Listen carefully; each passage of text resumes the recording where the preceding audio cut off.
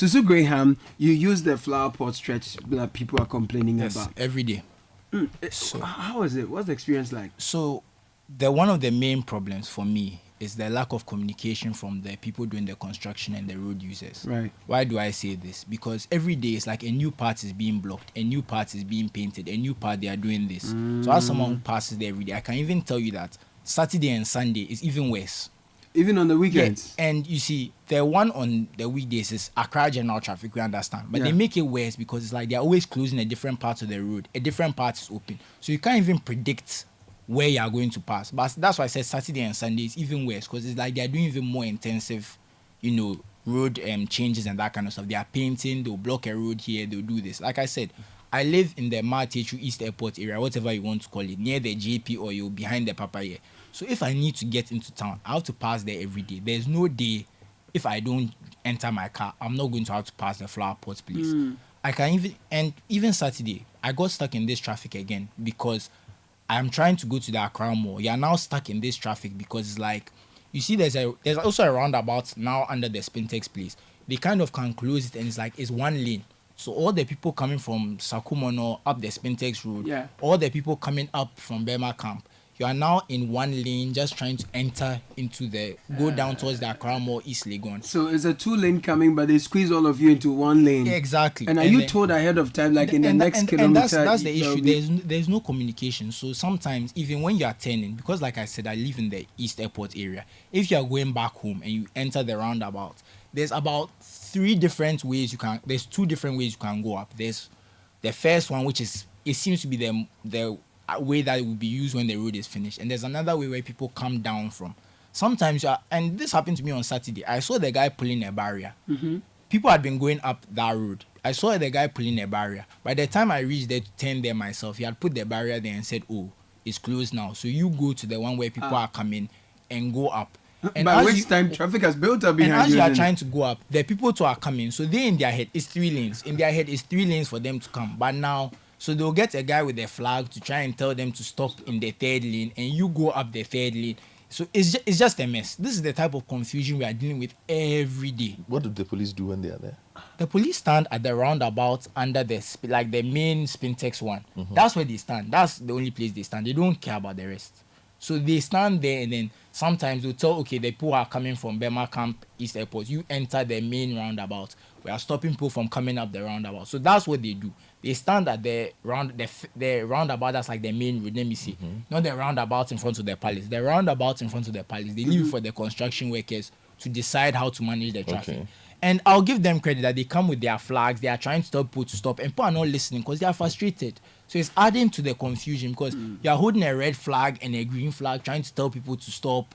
It's just a mess. People who have been in the traffic for 4 or 5 hours. And I can give you an example. This happened to me a few weeks ago. So, like I said, I live in the area. So everyone knows the JP oil on that road and the palace. If I was to say the distance to drive, shouldn't be 2 minutes. I can tell you that it took me 45 minutes once because of the confusion. Basically to move from JP to palace on a Friday morning. So obviously what I had to do on that Friday morning, I was late. Productivity is lost. Yeah, so it's just, so you're always finding creative ways to go home and come. And I heard one of the listeners talk about Google Maps. I look on the Google Maps every day, and I know I'm in trouble because it will say red, but you see the red, and when I see the red, I know that that's an hour. Because sometimes it's gotten to a point, I've gotten to, let's say, the Mahama roundabout, like maybe, let's say, 4:30. And in my head, okay, the map says 15-20 minutes. So I expect to be home 15-20. It can take an hour. It can take 45 minutes just to go up the ramp. I'm lucky that I don't even have to go all the way. I can turn off at the first turning and kind of go into the East Airport area and find my way home. But some people have to go all the way to the Spintex place. My dad works in East Legon. He too has to now maneuver his way around. So basically, you are spending your whole time leaving the office, calculating, looking on your Google Maps, calculating traffic. I personally, what I've taken to doing is going to Lekma.